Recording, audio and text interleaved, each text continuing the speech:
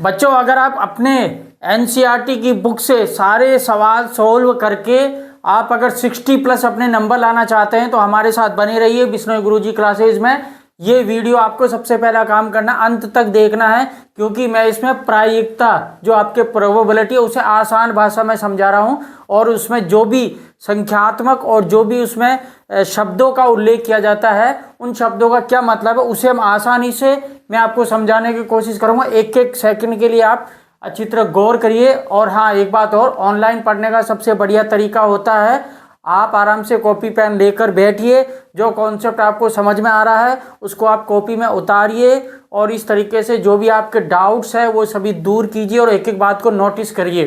तो देखो, सबसे पहले जो आपकी ये प्रोबेबिलिटी जो प्रश्नावली है ये क्या है, आपकी एनसीईआरटी की बुक में आपके ये 14वीं प्रश्नावली है। अब इसमें सबसे इंपॉर्टेंट बात क्या है कि कम से कम इसमें से 4 से 5 नंबर के आपके क्वेश्चन आते हैं, और जनरली इसमें आने का अगर एक क्वेश्चन अगर बड़ा आ गया जब तो ठीक है कि आपके सारे के सारे लगभग ये 7 नंबर का आएगा।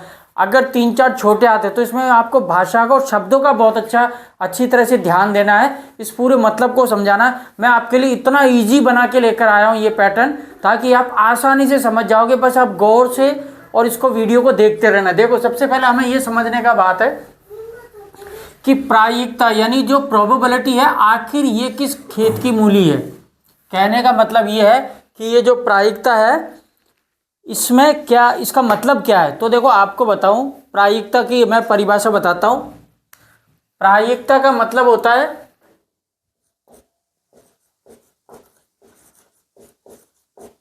परिभाषा, इसको समझने का प्रयास कीजिए क्योंकि परिभाषा भी आपके कथन में सत्य असत्य ऑब्जेक्टिव उन सभी में आ सकता है। तो आपको ध्यान देना है इसको अच्छी तरह से।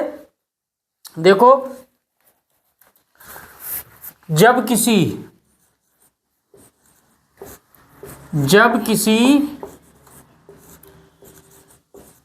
घटना के घटित होने की संभावना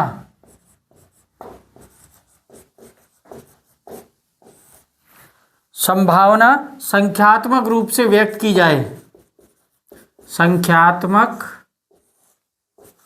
रूप से व्यक्त की जाए, उसे प्रोबेबिलिटी प्रायिकता कहते हैं।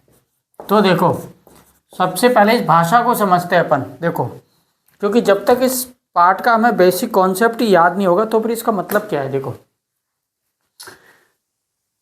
इस प्रश्नावली का सीधा सीधा शब्दों में ये मतलब है कि जब किसी घटना के घटित होने की संभावना, किसी भी घटना के घटित होने की संभावना को संख्यात्मक रूप से व्यक्त करना, मतलब उसे आंकड़ों में व्यक्त करना। समझ गए? यानी एक तो देखो, हर चीज एक क्या है, घटना है। आप कहोगे कि सर ये घटना क्या है और ये कैसे घटित, तो देखो जैसे मैं पढ़ा रहा हूँ ये भी एक घटना है, अभी बाहर रात हो रही ये भी एक घटना है, रोज सूरज है जो पूर्व से निकलता है ये भी एक घटना है। तो क्षण क्षण क्या है, एक घटना है। यानी कोई भी घटना वह हो रही है उसकी संभावना को संख्यात्मक रूप से प्रकट करना, मतलब अंकों में बताना, उसे ही क्या कहते हैं, आपके प्रायिकता कहते हैं। अब इसमें आप तो एक तो आपको इसको परिभाषा को अच्छी तरह समझ लेना है। कोई भी काम होता है, हर काम को हम एक घटना के रूप में कह सकते हैं। अब वो काम होगा नहीं होगा, कितना प्रतिशत होगा, तो एक तो प्रतिशत के रूप में अपन व्यक्त करते हैं। यहाँ पर क्या करते हैं, हम उसे दूसरे तरीके से बटा के रूप में संख्यात्मक रूप से किसी घटना को घटित होने की संभावना को व्यक्त करते हैं।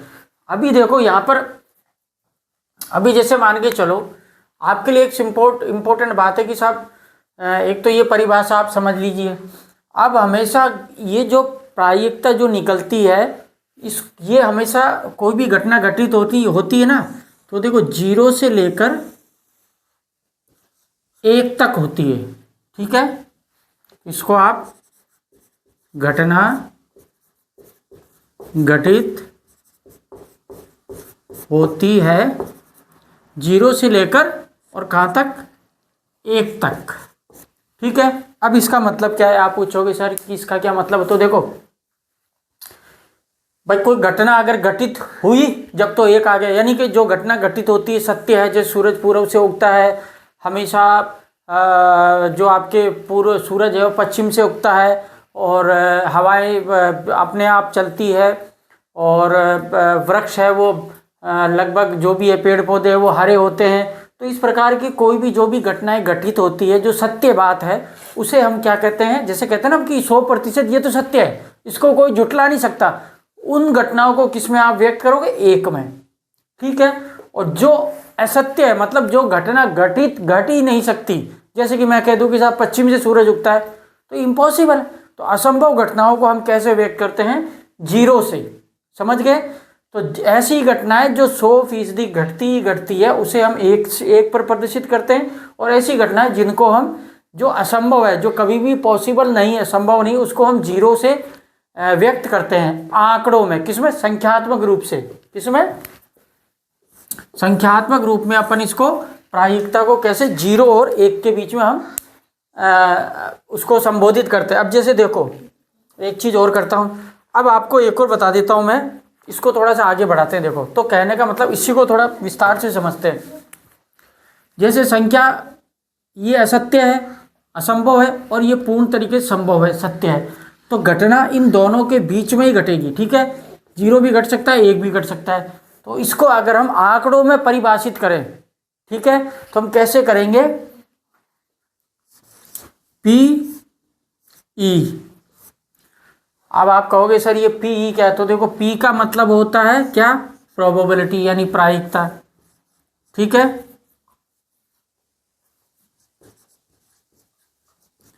और E का मतलब क्या होता है, घटना। ठीक है, अगर हम इस PO को परिभाषित करें या इसको परिभाषित करें, तो कोई भी घटना किस तरीके से घटेगी उस आंकड़ों को अपन देखते हैं। तो क्या, कोई भी घटना अगर घटेगी ना, तो 0 से बड़ी होगी या फिर 0 के बराबर होगी। ठीक है, और इसको आप लिख दो PE, और यहाँ पर आप कैसे कर दो, और वो कैसी होगी, आपके बड़ी से बड़ी कितनी होगी, या तो क्या होगी, 1 से छोटी होगी या फिर 1 के बराबर होगी। समझ गए। तो इसको अपन संख्यात्मक रूप से इस तरीके से व्यक्त कर सकते हैं कि किसी भी घटना के घटित होने की संख्यात्मक व्याख्या या संख्यात्मक जो गणना होती है वो किसके बीच होती है, तो वो या तो 0 होगी, या फिर 0 से बड़ी होगी, या फिर 1 या 1 से छोटी होगी, 2, 3, 2.5, सवा नहीं होगी कभी भी। तो ये आपको ध्यान रखना है, 0 से लेकर 1 तक। समझ गए, 1 भी शामिल है और 0 भी शामिल है। सवा नहीं होगा, 1.1 नहीं होगा, 1.2 नहीं होगा, 1.5 आगे तो बिल्कुल भी नहीं होगा, और 0 से पहले तो बिल्कुल हो भी नहीं सकता। समझ गए। तो ये एक आपके दिमाग में बैठाना, ये आपके ऑब्जेक्टिव क्वेश्चन आ सकता है। इस प्रकार से आपको 3-4 ऑप्शन देंगे, तो आपको ये अपना कॉन्सेप्ट जो है सबसे पहले प्रोबेबिलिटी का ये क्लियर करना है। एनसीईआरटी का बहुत ही इंपॉर्टेंट टॉपिक है ये। अब अपन इसके बारे में थोड़ा और आगे बढ़ते हैं। देखो, अब इसका जब PE का हमारे पास एक अगर सूत्र है जो हमारे पास है, तो इस पूरी प्रोबेबिलिटी यानी प्रायिकता में सिर्फ क्या है, एक ही सूत्र है हमारे पास। और वो सूत्र कौन सा है, हमें किसी भी कोई आंकड़े दिए गए हैं उसके अनुसार अगर हमें PE ज्ञात करने हैं तो क्या होंगे, संभावित अनुकूल परिणाम बटा कुल परिणाम।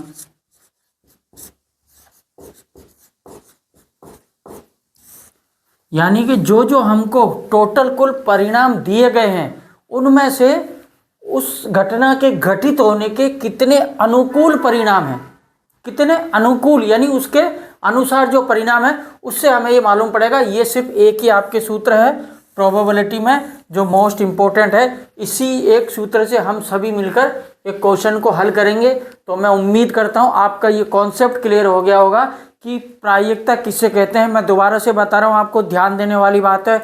ऑब्जेक्टिव क्वेश्चन आपके कम से कम 40 नंबर के ऑब्जेक्टिव आएंगे, उसमें आपके इससे कम से कम 4 नंबर तक आपके क्वेश्चन आएंगे। अगर एक बड़ा क्वेश्चन आ गया तो कम से कम 7 नंबर तक ये आपके जो है लेक्चर जा सकता है। ये जो टॉपिक है आपका प्रायिकता, ये जा सकता है। तो देखो दोबारा से देखो एक बार, जब किसी घटना के घटित होने की संभावना को हम संख्यात्मक रूप मतलब संख्याओं में व्यक्त करते हैं, समझ गए, संख्याओं में व्यक्त करते हैं तो उसे क्या कहते हैं, प्रायिकता यानी प्रोबेबिलिटी कहते हैं। और ये जो प्रोबेबिलिटी को हम संख्यात्मक रूप से अगर व्यक्त करेंगे तो वो किसके बीच में आएगा, यानी किस तरीके से व्यक्त करेंगे, तो ये हमें ध्यान है कि 0 से लेकर 0 को शामिल करते हुए, ठीक है, 0 से लेकर 1 तक, जिसमें 1 भी शामिल है, यानी 0 से माइनस में जाएगा नहीं और 0 से प्लस में जाएगा नहीं। यानी कि अगर इससे अपन आगे बढ़े तो 1.01 या फिर 1.001 भी नहीं आएगा, समझ गए आप। तो कहने का मतलब इस घटना को घटित होने की जो संख्यात्मक रूप है वो 0 और 1 के बीच में ही रहेगा। जैसे दोबारा देखिए, ठीक है, हम इस प्रायिकता को बताते बटा के रूप में, तो जैसे मैं उसको आप 5/4 के रूप में नहीं बता सकते। क्यों? क्योंकि 4 का भाग 5 में देंगे तो कितनी बार जाएगा, 1 बार, बच गया कितना, 0, ठीक है, पॉइंट लग गया, ठीक है, 1 बच गया, 1 के बाद 0 लगाया, 4 दूनी 8 गया। अब ये तो पॉइंट से ज़्यादा चला गया, यानी 1 से ज़्यादा चला गया, तो पॉसिबल नहीं होगा। इसको आप ऐसे कर सकते हो, कैसे, 4/5, समझ गए। तो इस रूप में आप उसको व्यक्त कर सकते हो। जैसे देखो 5 का हम इसमें भाग देंगे तो भाग नहीं जा रहा, 40, तो बराबर कितना, 0.8, समझ गए। तो अगर आप इस प्रोबेबिलिटी में किसी भी घटना के घटित होने को आप व्यक्त करोगे तो हमेशा बटा वाली संख्या में क्या होगा, हर जो है अंश से बड़ा होगा। क्या होगा, बटा में जो आपका हर होगा वो हमेशा इससे बड़ा होगा, ठीक है। जैसे अपन इसको हर है जो अंश से बड़ा होगा, जैसे 7 का भाग दे, ठीक है, 0 लग गया, 7 चौक 28, पॉइंट लग गया 0, और उसके बाद 2, 7 दूनी 14, तो 0.42 संभावना, तो ये इसमें शामिल है क्योंकि 0 से बड़ा है और 1 से कम है, समझ गए। तो ये अब आपके कॉन्सेप्ट क्लियर हो चुका है। जो भी आपके उत्तर आएंगे इसी प्रकार से आएंगे। मैं इसको आपको एक बार और परिभाषित कर देता हूं, देखो, यानी प्रायिकता का जो मान आएगा, चाहे वो बटा में आए चाहे कैसे भी आए, वो कैसे होगा, या तो 0 होगा या फिर क्या होगा, 0.1, ठीक है, या फिर कैसे 0.2 में कोई भी, ठीक है, फिर या फिर 0.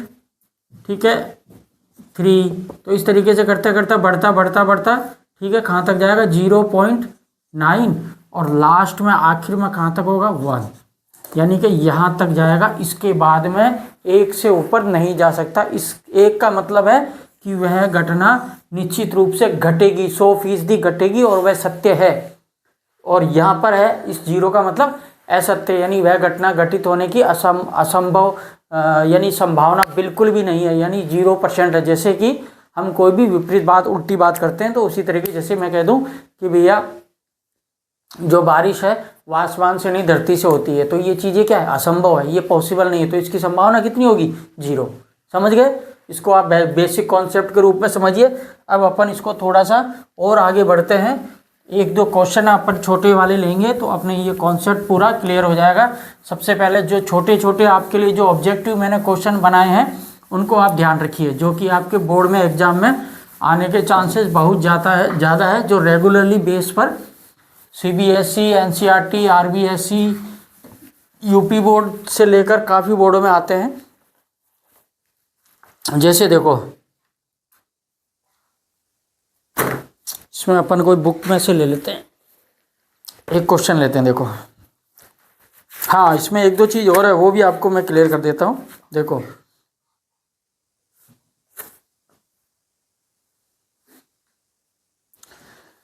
एक निश्चित या निर्धारित घटना की प्रायिकता 1 होती है, यानी ऐसी घटना जो कि घटित होगी ही होगी, यानी निश्चित है, पक्का है, वो घटना घटित होगी, सत्य है, उसको कोई झुठला नहीं सकता। उसकी प्रायिकता कितनी होती है? 100% होती है। तो 100% का मतलब क्या? हम उसे प्रतिशत में बता रहे हैं, दर्शा रहे हैं, अगले को समझा रहे हैं।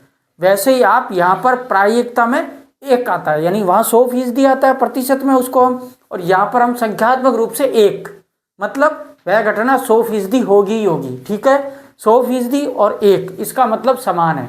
ठीक है, ये क्लियर हो गया। एक और क्या है?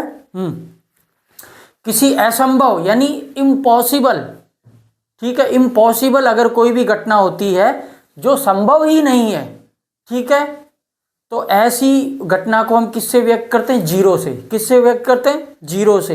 तो ये कुछ ऑब्जेक्टिव आपके क्वेश्चन है जो मैं आपको बता रहा हूँ, जो मैंने उसमें से छांट के आपके लिए बनाए हैं। ठीक है, ये मैंने पी तो समाज समझा ही दिया। इसमें देखो एक बार और ध्यान दे दो आप। ठीक है, पीई इसका क्या मतलब है? ये तो है प्रोबेबिलिटी यानी संभावना, और ई का मतलब क्या है?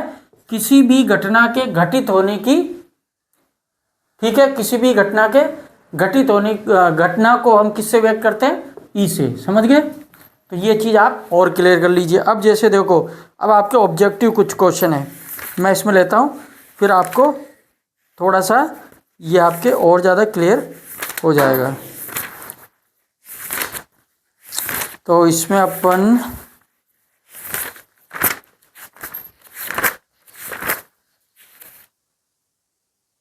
हाँ कुछ ऑब्जेक्टिव है जिससे अपना ये बेसिक जो है, जो बेसिक कॉन्सेप्ट है वो क्लियर हो जाएगा। देखो कॉन्सेप्ट अगर आपके समझ में आ गया तो पूरी प्रश्नावली समझ में आ जाएगी।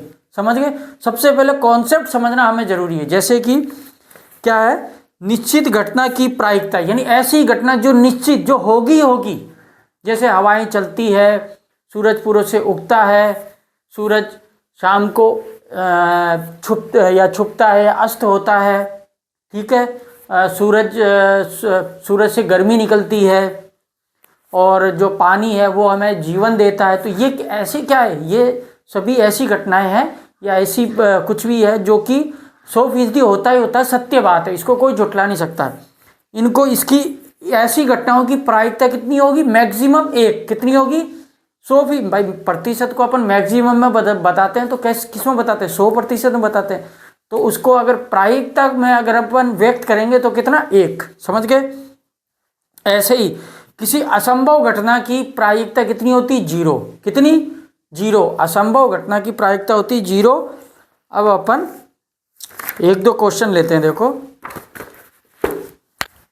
तो यहाँ तक आपके कंफ्यूज दूर हो जाना चाहिए। आपको कैसा इसमें, अगर आपको कुछ और भी अगर समझने की कोई भी है तो हमें बताइए। मोस्ट इम्पोर्टेंटली इसमें आपके जो क्वेश्चन आते हैं 3-4 प्रकार के आते हैं। एक तो आपके पासे से संबंधित आता है, एक ताश की पत्ती से आता है, और एक सिक्के या कॉइन से संबंधित आता है।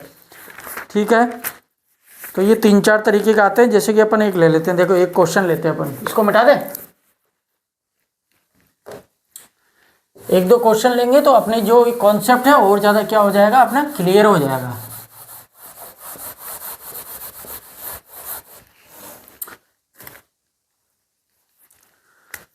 देखो आपका ये आपके CBSE में कम से कम 3-4 बार ये आपके रिपीट हो चुका है। ठीक है, तो क्वेश्चन क्या है? 52 पत्तों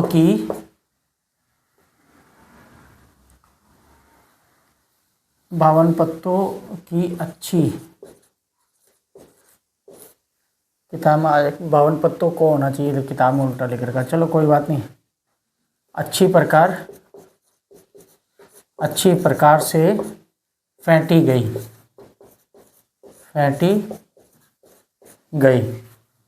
एक गड्डी में से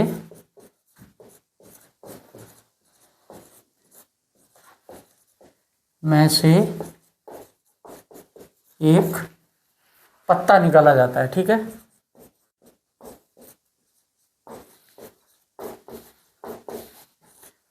पत्ता निकाला जाता है। निम्नलिखित की प्रायिकता ज्ञात कीजिए। तो अपन ऐसे लिख देते हैं डायरेक्ट, क्या दिक्कत है?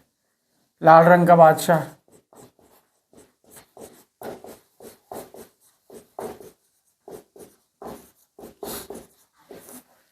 दूसरा क्या है? एक फेस कार्ड अर्थात तस्वीर वाला पत्ता है।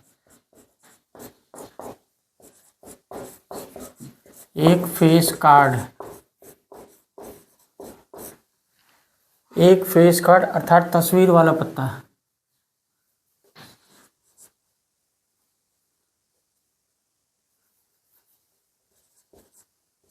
अर्थात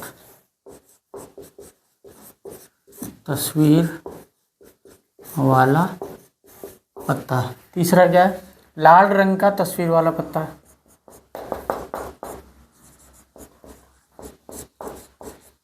लाल रंग का तस्वीर वाला पत्ता। ठीक है, 3 हो गया। 4 क्या है? पान का गुलाम, पान का गुलाम, हुक्म का पत्ता,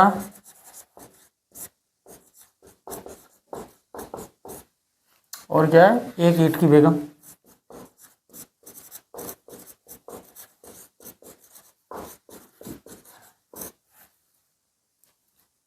पाँच, 6। अब देखिए सूत्र लिख देते हैं अपन पहले। क्या था? पीई अनुकूल परिणामों की संभावना बटा कुल परिणाम, कुल परिणाम। अब देखिए अच्छे तरह इसको, अपन क्वेश्चन को देखो, बहुत ही अच्छी तरीके से समझना है आपको। ठीक है, देखो पहले क्या, 52 पत्तों को, यानी कोई हमें ध्यान है कि जो ताश की जो गड्डी होती है उसमें कितने पत्ते होते हैं? 52 पत्ते होते हैं। 52 पत्तों को अच्छी प्रकार से फेंटी गई यानी उनको पीस लिया। एक गड्डी में से एक पत्ता निकाला जाता है, यानी एक गड्डी है उसमें 52 पत्ते हैं, एक पत्ता निकाला जाता है। तो उस पत्ते में लाल रंग का बादशाह, मतलब अब हमें ध्यान है कि देखो लाल रंग का बादशाह, अब हमें ध्यान है कि लाल रंग का बादशाह 52 पत्तों में तो सिर्फ एक ही होता है, एक ही होता है। तो उसके भाई अगर 3 होते तो 3/52 होता है, क्योंकि देखो उसको परसेंट, मतलब जब एक ही होता है तो अनुकूल परिणामों की संभावना, यानी एक से ज़्यादा तो पॉसिबल है ही नहीं। जब संभावना ही नहीं है तो आप ऊपर तो सिर्फ एक ही आएगा। ठीक है, तो यहाँ पर अपन इसका उत्तर क्या हो जाएगा? अनुकूल, मतलब एक ही बोल रहा है क्या? लाल रंग का बादशाह। अब यहाँ पर एक चीज और है, कौन सा? लाल रंग का बादशाह, एक तो लाल पान का और एक ईंट का। क्योंकि देखो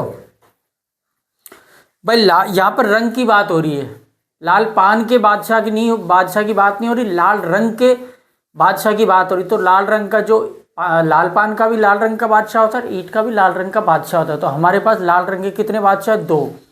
ठीक है, कितने हैं? 2। और टोटल कुल परिणाम कितने हैं पत्ते? 52। इसको आप काटोगे तो कितना हो गया? 1/26। ये आ गया आपके पहले का आंसर। दूसरा क्या है? एक फेस कार्ड अर्थात तस्वीर वाला पत्ता, एक फेस कार्ड मतलब तस्वीर वाला पत्ता। अब हमें ध्यान है तस्वीर किस किस में होती है?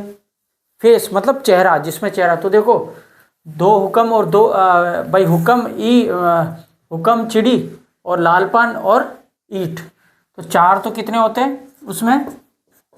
फेस वाले किंग होते हैं। 4 ही कितनी होती है? बेगम होती है, फेस वाले चेहरे वाले। और 4 ही कितने होते हैं? गुलाम। ठीक है, गुलाम। तो टोटल कितने फेस वाले उसमें कार्ड होते हैं? एक फेस कार्ड वाला अथवा अर्थात तस्वीर वाला पत्ता। तो टोटल कितने? 12 होते हैं भाई, चेहरे वाले 12 ही होते हैं 52 में से। 4 4 दूनी 8, 4 3 12, 4 चौक 16। ठीक है, सॉरी भाई, आपके किंग कितने होते हैं?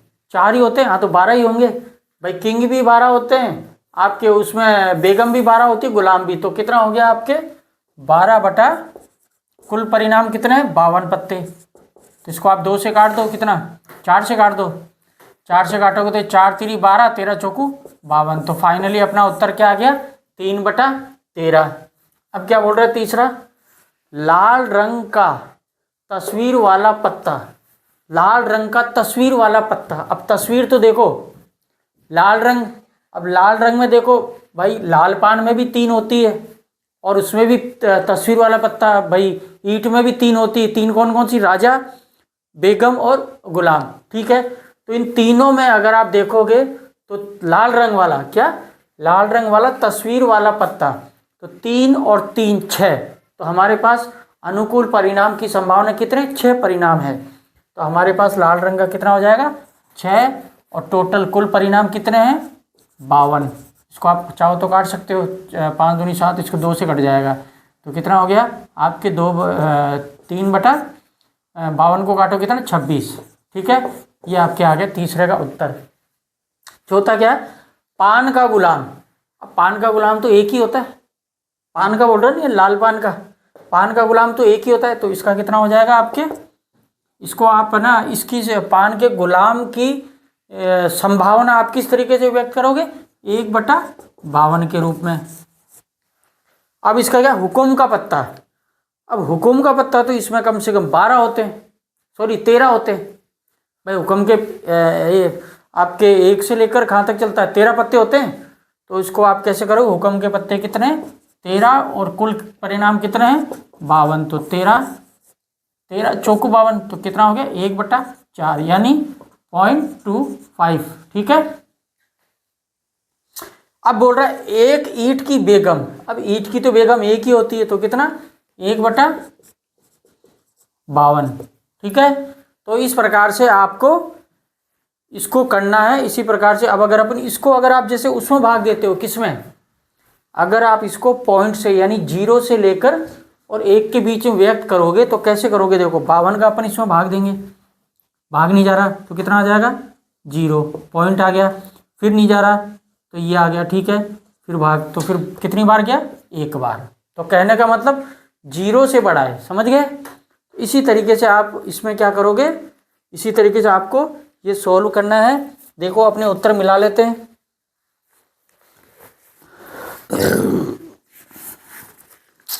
कितने थे? 6 थे ना। पहले का उत्तर क्या है? 1/26, 1/26। ठीक है, दूसरे का कितना है? 3/13, सही है। तीसरे का कितना है? 1/52। तीसरा कहाँ है?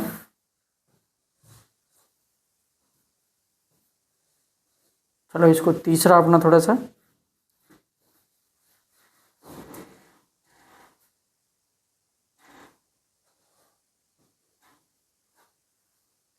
लाल रंग का तस्वीर वाला पत्ता।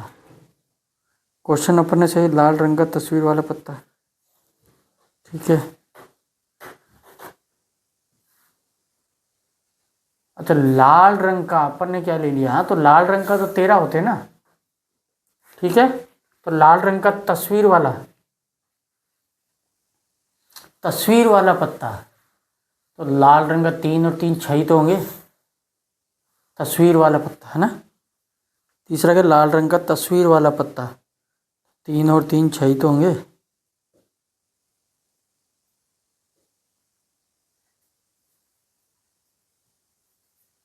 हाँ, 3/26 है ना। हाँ सही है। ठीक है, चौथा क्या है? पान का गुलाम। पान का गुलाम तो एक ही होता है, 1/52। ठीक है, पांचवा क्या है? हुकुम का पत्ता होने के, हुकुम के 13 पत्ते होते हैं, 1/4 है क्या? हुकुम का पत्ता, हाँ 1/4। ठीक है, छठा क्या है? माना ईंट की बेगम। ईंट की बेगम तो एक ही होती है। ठीक है, तो यहाँ पर क्या बच्चों, अपन ने इसको समझ लिया है। ठीक है, तो आपको इसी तरीके से बढ़ना है। बहुत ही आसान बात है। सबसे पहले आपको जो इसको सूत्र याद करना है, जो भी आपके ऑब्जेक्टिव, जो इसमें से कम 3 से 4 क्वेश्चन आएंगे, उन सभी को आपको सॉल्व करना है। सबसे इम्पोर्टेंट बात है पी और ई को, इसको समझना है। और जो प्रायिकता का जो मान आएगा, जो भी किसी घटना को हम संख्यात्मक रूप से कैसे प्रदर्शित करेंगे? बटा में करेंगे, और वो उसका मान जो आएगा 0 से लेकर 1 के बीच में आएगा। ये ध्यान रखना हमेशा, बहुत इंपॉर्टेंट चीज़ बता रहा हूँ मैं आपको। ठीक है, बहुत ही इंपॉर्टेंट चीज़ बता रहा हूँ। 0 से लेकर 1 के बीच में ही आएगा प्रायिकता का मान। आगे क्या बताएं? एक क्वेश्चन और ले क्या?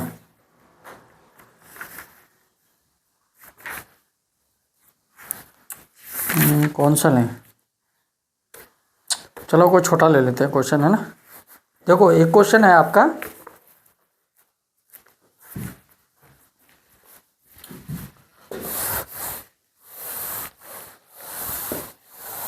बहुत से बच्चों के कॉल आ रहे थे, मैसेज आ रहे थे कि जो आपके त्रिभुज से संबंधित जो प्रश्नावली है उसे करवाइए। तो हम बहुत ही जल्दी त्रिभुज जो आपकी प्रश्नावली है उसको स्टार्ट करवाएंगे, और मेरे हिसाब से जिसकी संभावना क्या है, प्रोबेबिलिटी क्या है, कल से ही हम स्टार्ट करें, जिसमें आपके समरूप, समरूपता, सर्वांग समता, सारा का सारा आपका डाउट क्लियर हो जाएगा उसमें, ठीक है। क्योंकि बहुत ही इंपॉर्टेंट। एक अपन ले लेते हैं, एक बच्चे के पास ऐसा पासा है,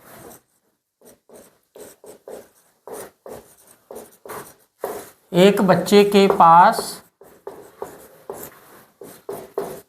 ऐसा पासा है जिसके फलकों पर, जिसके फलकों पर, जिसके फलकों पर निम्नलिखित अक्षर अंकित है, निम्न अक्षर अंकित है। कौन कौन से? ए है, बी है, सी है, डी है, ई है, ए है। अब देखो एक चीज आपको बताता हूं, ठीक है।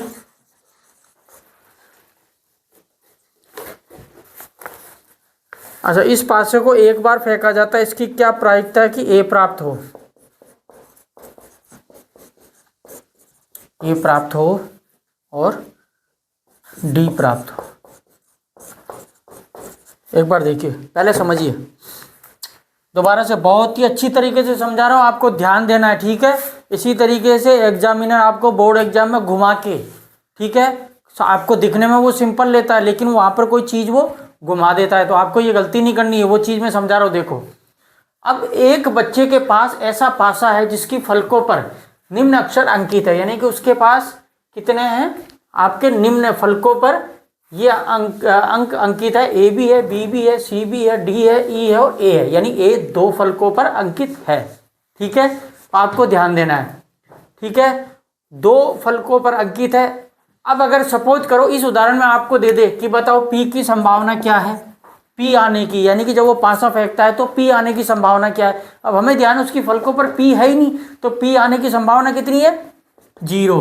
तो पी, ठीक है, पी नहीं तो क्यू मान लो, क्योंकि अपन क्यू से क्या प्रदर्शित करेंगे, तो क्यू आने की संभावना, आने की संभावना यानी पी आने की घटना, घटित होने की संभावना कितनी है?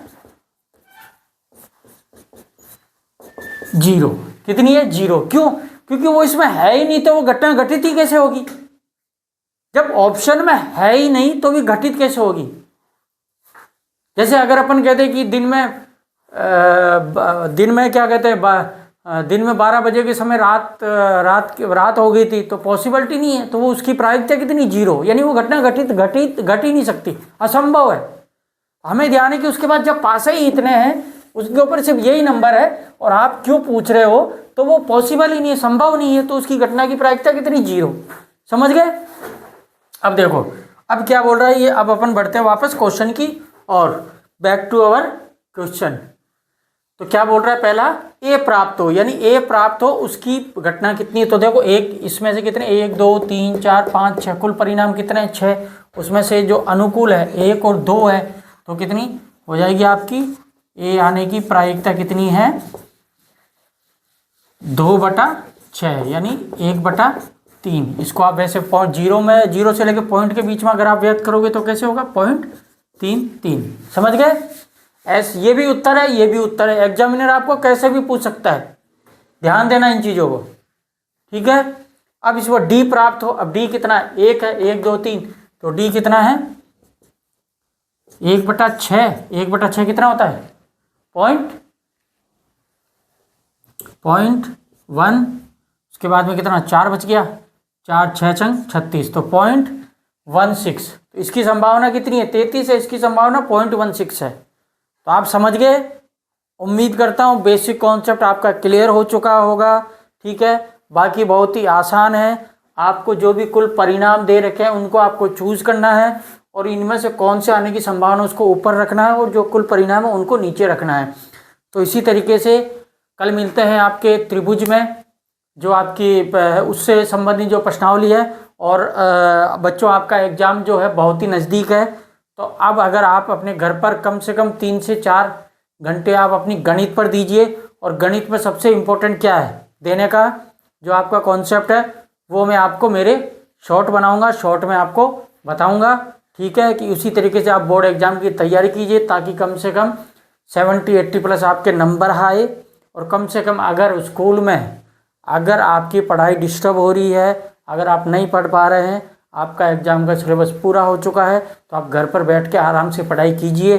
चाहे ऑनलाइन पढ़िए, चाहे किसी और से भी पढ़ सकते हो आप। ये ज़रूरी नहीं कि हमसे ही पढ़ो, जहाँ से आप पढ़ सकते हो वहाँ पर पढ़िए।